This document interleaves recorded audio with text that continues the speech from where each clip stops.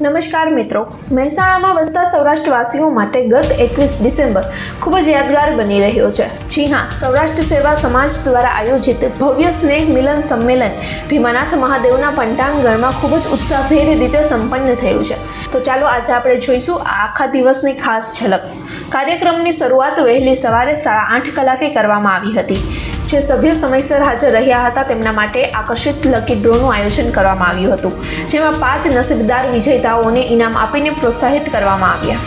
દીપ પ્રાગટ્ય અને સ્વાગત ગીતો બાદ મંચ પર સાંસ્કૃતિક કાર્યક્રમની રેલમછેલ જોવા મળી. સમાજના નાના બાળકો અને યુવાનોએ ડાન્સ, જોક્સ અને વક્તવ્ય દ્વારા સૌને મંત્રમુગ્ધ કરી દીધા. આ અવસરે મહેમાનો અને દાતાઓનું પણ ભાવભર્યું સન્માન કરવામાં આવ્યું. આ ઉપરાંત ત્યાં હાજર રહેલા તમામ નાના ભૂલકાઓને પ્રોત્સાહક ભેટ આપીને પ્રોત્સાહિત કરાયા હતા, જે ખરેખર સરાહનીય પગલું હતું.